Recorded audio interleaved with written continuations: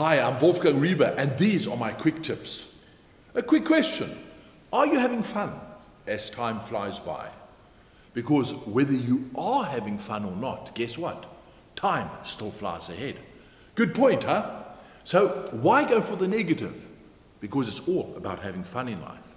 Now, for those of you that have not subscribed to my daily quotations at www.positivepeople.com, in your mailbox each and every day, when you are a subscriber, you get a quotation. Now, about a month ago, I sent one out that said, "When two quarrel, both are wrong," by an unknown author. In fact, I thought it was an unknown author, but found out it's in fact an old Dutch proverb. Isn't that just stunning? When two quarrel, both are wrong. Whew, that's a quotation and a half. If you are in a quarrel and you know that you are right, I suppose this is not the quotation that you want to hear or see, or is it? Are you sure you are right in that quarrel? See, my dad always had wise words for me when I was growing up. And even today, he'll send me some advice over email. I remember as a child, when I used to get into a quarrel, he'd always say to me that there are three sides, to a story. Yours, mine, and the truth. Interesting, huh? That's another, phew. How complex can this all get? For me personally, this is an extremely difficult issue to come to terms with, as I'm an extremely ethical person and base everything on right and wrong. In fact, I will fight to the teeth if I believe something is ethically correct. Now, many people don't like me for that, but that's who I am, and we're all different. Let me clarify.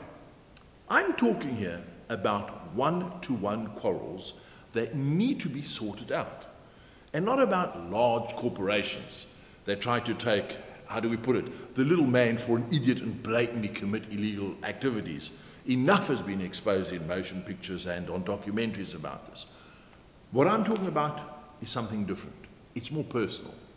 You see, in most cases, quarrels occur between two people or even a group of people, and it's normally centered around emotional issues, and if you look at today's world, maybe even financial ones.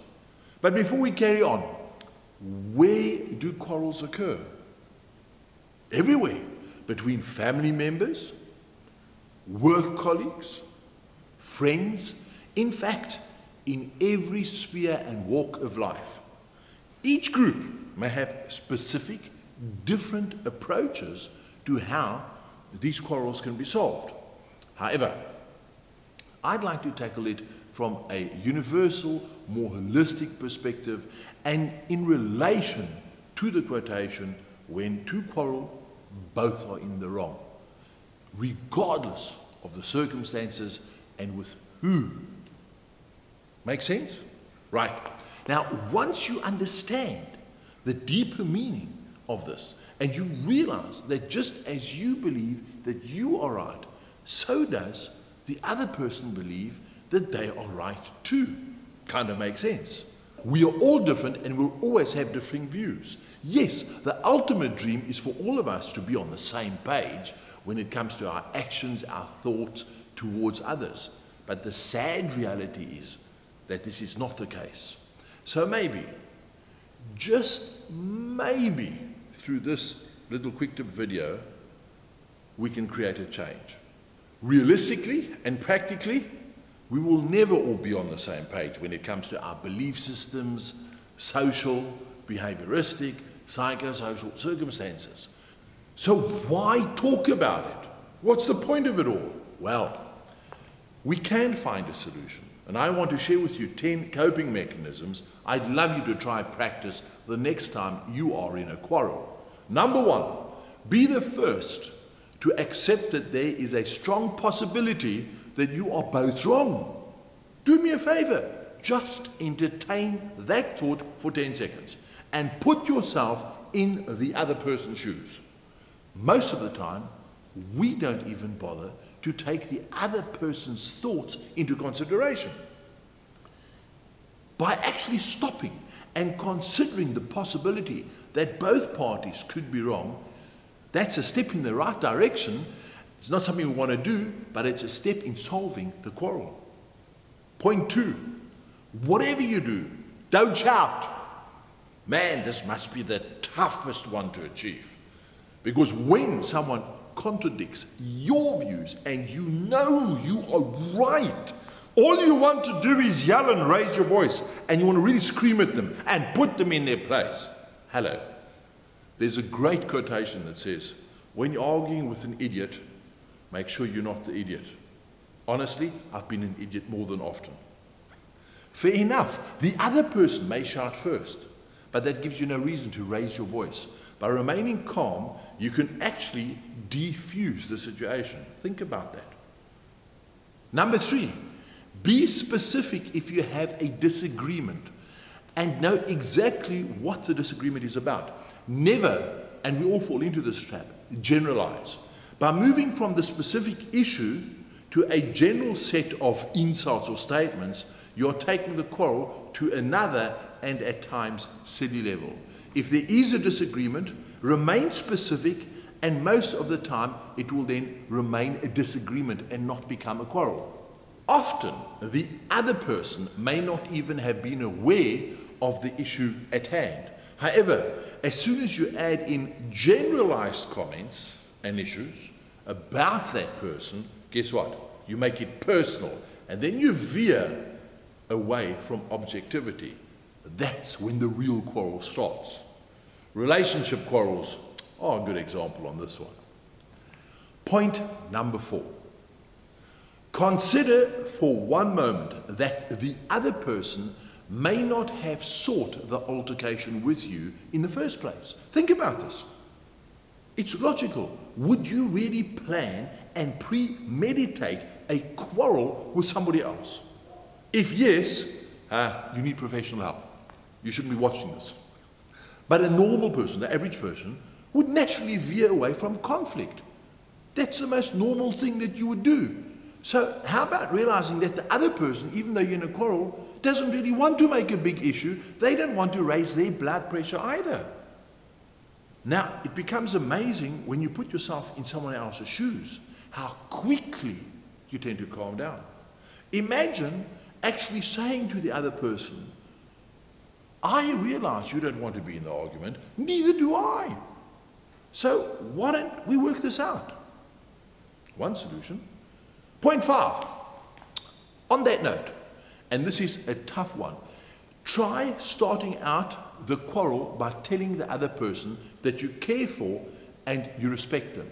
Seriously, you need to respect everyone around you, even if they don't respect you. And by telling somebody that you respect them and care for them, and you are forcing them to take a step back.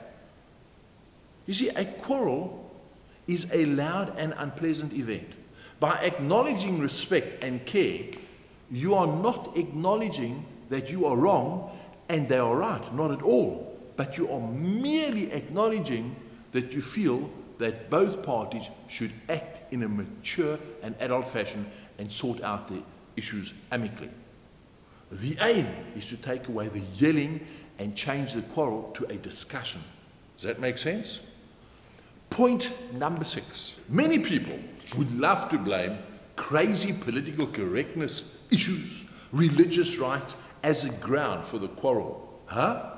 Do you know that the other day someone made a good point, and they said to me that the more quarreling and disarray in the world, the more power the politicians actually have over us, and another possible reason for them to institute autocratic controlling leadership. I don't think this is a conspiracy theory. I think that that's very true. Think about that. But look at life in a different way. Let's take a tree. A tree is a tree, no matter where you are born or which religion you belong to. So why not stick to the facts at hand when you're quarreling and work on identifying objectively what is right and what is wrong, rather than on whether you or the other person is in the right or not. Focus on the event or the issues at hand rather than the person. And also, you've got to realize that we've been conditioned to think a bit differently and not logically. Get yourself reconditioned to think objectively. End of the day, we are all human beings with emotions and needs. Guess what? We all need to be loved. We all need to be respected. We need to stay warm. We all need to eat. We need to relieve ourselves. We need to sleep. We need to protect our families. How much more is there? I don't care what color or religion you are. These are basic universal needs. Follow these and judge according to these. Then you will see the similarity and more often find it easier to resolve issues. Come on, that makes sense. Point number 7. It's all good and well not to raise your voice in an argument and keep control of your emotions. I know people who can do this really well.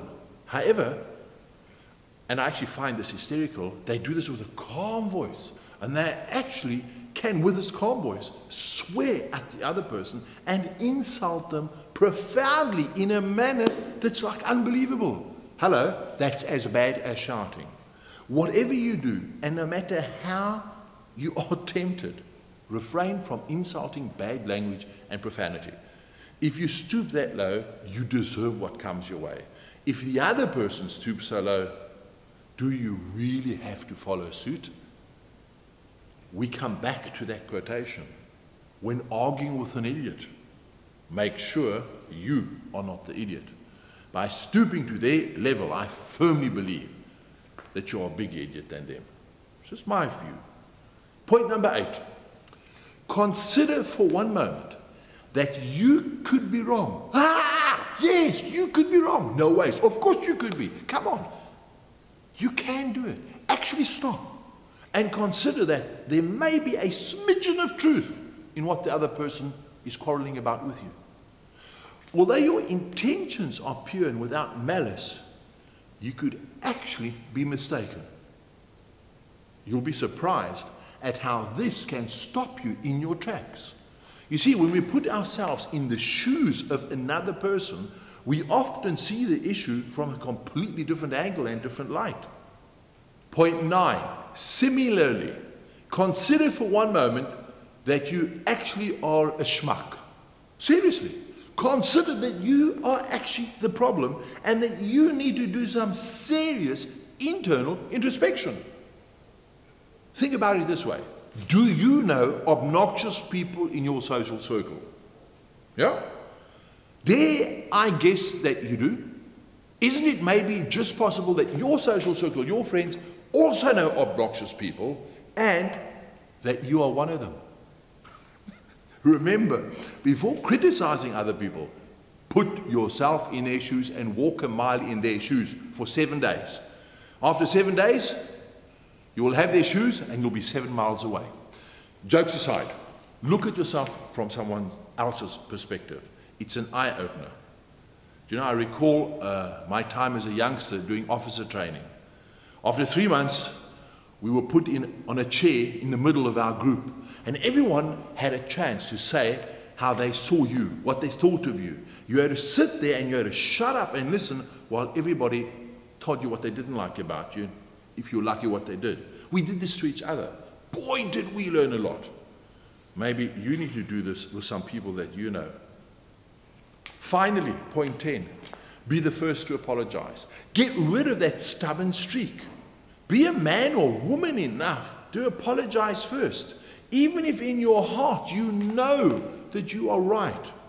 Is it worth the health risk of having a heart attack over this? If you have never tried apologizing, do me a favor, do so now. A quarrel leaves you irritated and tense and aggressive for days. You dream of how you're going to sort the other person out. You wake up, do you ever? No. But by simply apologizing and walking away, your whole body relaxes. And guess what? You get over it. It's really as simple as that. I trust these 10 tips have helped you and make quarreling a bit more understanding, and that you realize no matter what quarrel you're in, yes, both of you are at fault. Try and be the one that isn't, and the only way you can do that is by stepping out of it. Thank you so much for watching my quick tips on quarreling today, and I look forward to seeing you again very soon. From me, Wolfgang Riebe, bye.